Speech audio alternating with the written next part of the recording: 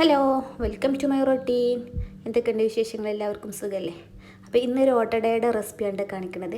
അപ്പോൾ ഓട്ടട കഴിക്കാൻ ഇഷ്ടമില്ലാത്തവർക്കും ഓട്ടട ചുട്ടാൽ ശരിയാവണില്ല എന്ന് പറയുന്നവർക്കും വേണ്ടിയിട്ടാണ് ഇന്നേ ഒരു വീഡിയോ ഞാൻ അപ്ലോഡ് ആക്കിയിട്ടുള്ളത്. അപ്പോൾ ഇതാ ഞാൻ ഓട്ടട ഉണ്ടാക്കുന്ന രീതിയാണ് കേട്ടോ കാണിക്കുന്നത്. അതിന് വേണ്ടിയിട്ട് ഞാനിതാ അരിപ്പൊടി എടുത്തിട്ടുണ്ട്, പത്തിരിപ്പൊടിയാണ് കേട്ടോ എടുത്തിട്ടുള്ളത്. പച്ചരി കഴുകി ഉണക്കി പൊടിച്ചെടുത്തിട്ടുള്ള പൊടിയാണ്.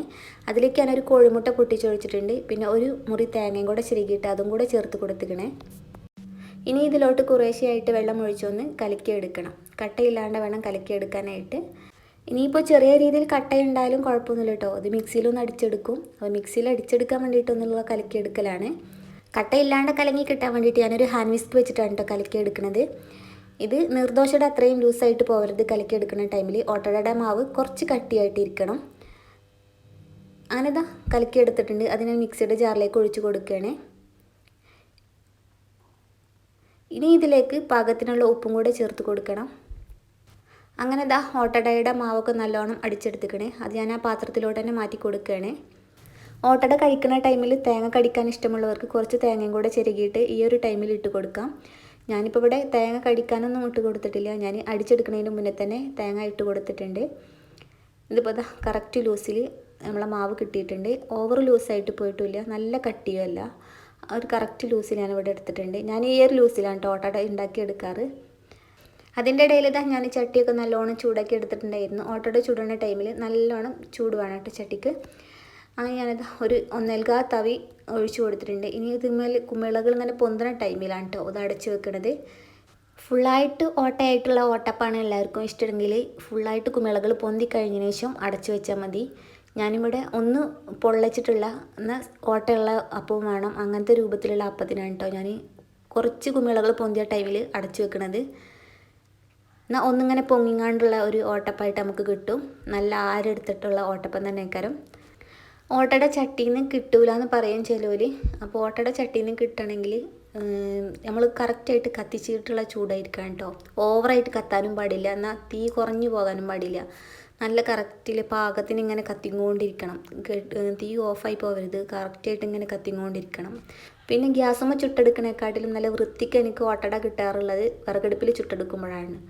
ഗ്യാസുമ്മ ചുട്ടെടുക്കുമ്പോൾ എനിക്ക് എന്താണാവോ പകുതി വെന്തിട്ടും വേവാണ്ടൊക്കെ ആയിട്ട് കിട്ടാറുണ്ട്. ഞാനത് കാരണം ഗ്യാസുമ്മിൽ ചുട്ടെടുക്കാൻ തന്നെ പോകാറില്ല. വിറകടുപ്പിലാവുമ്പോൾ നല്ല വൃത്തിക്ക് എല്ലായിടും ഒരുപോലെ ആരെടുത്തിട്ട് കിട്ടും. ഞാൻ എപ്പോഴും വിറകടുപ്പിൽ തന്നെയാണ് കേട്ടോ ഇപ്പോൾ ഓട്ടട ഉണ്ടാക്കാറ്. ഓട്ടട ചട്ടിയിൽ നിന്ന് വേഗം കിട്ടാറ് എനിക്ക് അടപ്പ് തുറന്നിട്ട് 2 മിനിറ്റ് വെയിറ്റ് ചെയ്താൽ നമ്മൾ ഓട്ടട പെട്ടെന്ന് കിട്ടും കേട്ടോ. ഇങ്ങനെ എന്താണ് അവിടെ അടി പിടിക്കാണ്ട് പെട്ടെന്ന് തന്നെ കിട്ടും. ഇതിപ്പോൾ നല്ല ചൂടായിട്ട് എനിക്ക് അപ്പം തൊടാൻ പറ്റണില്ല, കാണിച്ചു തരാൻ വേണ്ടിയിട്ട്. സൈഡ് പൊട്ടി പോകാണ്ട് അപ്പോഴേക്കും നല്ല സോഫ്റ്റാണ്, അടിയൊന്നും കരിഞ്ഞിട്ടില്ല, നല്ല ആരെടുത്തിട്ടുണ്ട്. അപ്പോൾ ഇങ്ങനെ ഓട്ടട ഉണ്ടാക്കാത്തവരുണ്ടെങ്കിൽ ഇങ്ങനെ ഒന്ന് ഉണ്ടാക്കി നോക്കുകൊണ്ട്. പിന്നെ കോഴിമുട്ട കഴിക്കാൻ ഇഷ്ടമില്ലാത്തവരാണെങ്കിൽ അതൊന്ന് സ്കിപ്പ് ചെയ്താൽ മതി കേട്ടോ. തേങ്ങ മാത്രമാണെങ്കിലും നല്ല കറക്റ്റായിട്ട് ഓട്ടട കിട്ടും. നല്ല ടേസ്റ്റിയാണ് ഇങ്ങനെ ഓട്ടട ഉണ്ടാക്കിയാൽ.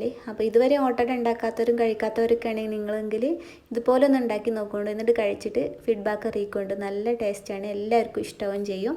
ഓട്ടടയുടെ ടേസ്റ്റ് അറിഞ്ഞു കഴിഞ്ഞാൽ പിന്നെ നമ്മൾ വീണ്ടും വീണ്ടും അത് ഉണ്ടാക്കി കഴിച്ചുകൊണ്ടായിരിക്കും. അങ്ങനെ എന്താ ഓട്ടടയൊക്കെ ചുട്ടെടുക്കണതിൻ്റെ ഇടയിൽ ഞാൻ കറിയും കൂടെ ഉണ്ടാക്കാൻ വേണ്ടി നിൽക്കുകയാണ്. അപ്പോൾ ഇന്ന് കടലക്കറിയാണ് ഉണ്ടാക്കിയെടുക്കുന്നത്. അപ്പോൾ കടലൊക്കെ ഞാൻ കുക്കറിലേക്ക് ഇട്ട് കൊടുത്തിട്ടുണ്ട്. വെള്ളത്തിലിട്ടിട്ട് രാത്രി വെള്ളത്തിലിട്ട് വെച്ച് തരാം. നല്ലോണം കുതിർന്ന് കിട്ടിയിട്ടുണ്ട്. അത് കുക്കറിലേക്ക് ഇട്ട് കൊടുത്തിട്ടുണ്ട്. മണിക്കടലയാണ്. അപ്പോൾ അതിലേക്ക് ഇതാ ഉരുളൻകിഴങ്ങ്, ഇഞ്ചി വെളുത്തുള്ളി ചതച്ചത്, തക്കാളി, പച്ചമുളക്, വലിയ ഉള്ളി 2 എണ്ണം ഇതെല്ലാം കൂടെ ചേർത്ത് കൊടുത്തിട്ടുണ്ട്. ഇനി ഇതിലേക്ക് ആവശ്യമായിട്ടുള്ള മസാലപ്പൊടികൾ ചേർത്ത് കൊടുക്കാം. ഒരു 1/2 ടീസ്പൂൺ മഞ്ഞൾപ്പൊടിയും 2 ടേബിൾ സ്പൂൺ മല്ലിപ്പൊടിയും 1 ടേബിൾ സ്പൂൺ മുളക് പൊടിയും ചേർത്ത് കൊടുത്തിട്ടുണ്ട്. ഇതിലേക്ക് പാകത്തിനുള്ള ഉപ്പും കൂടെ ചേർത്ത് കൊടുക്കുകയാണ്. ഇനി ആവശ്യത്തിനുള്ള വെള്ളം കൂടെ ഒഴിച്ച് കൊടുത്തിട്ട് ഇതിലേക്ക് ഞാൻ ഒരു 3-4 കറുവപ്പട്ടയും കൂടെ ഇട്ട് കൊടുക്കുന്നുണ്ട്. കറുവപ്പട്ടയുടെ ഇല ഇട്ട് കൊടുക്കുന്നുണ്ട്. ഇനി ഇതൊന്ന് മിക്സാക്കി കൊടുത്തതിന് ശേഷം ഒന്ന് അടച്ച് വെച്ചിട്ട് വേവിച്ചെടുക്കാം. ഒരു 5-6 വിസിൽ എങ്ങനെയാലും അടിച്ചെടുക്കണം. ബീഫൊക്കെ വേവിക്കാനുള്ള ടൈം എടുക്കും കേട്ടോ കടല വേവിക്കാൻ. കടല നല്ലോണം വെന്ത് കിട്ടണമെങ്കിൽ നല്ല ടൈം എടുക്കും. പെട്ടെന്നൊന്നും വെന്ത് കിട്ടാത്തൊരു സാധനമാണ് കേട്ടോ ഈ കടല. അങ്ങനെ വേവിച്ചാൽ വേവേറുന്ന പ്രശ്നം ഉണ്ടാവില്ല. അങ്ങനെ ഇതാ കടലൊക്കെ ഇവിടെ വെന്ത് കിട്ടിയിട്ടുണ്ട്. അപ്പോൾ ഞാൻ ഈ കിഴങ്ങൊക്കെ ഒന്ന് ഉടച്ചെടുക്കുകയാണ്. കടല നമ്മളിങ്ങനെ കാണുമ്പോഴും വേവാത്ത മാതിരി തോന്നിക്കും, പക്ഷേ നല്ലോണം വെന്തിട്ടുണ്ട് കേട്ടോ.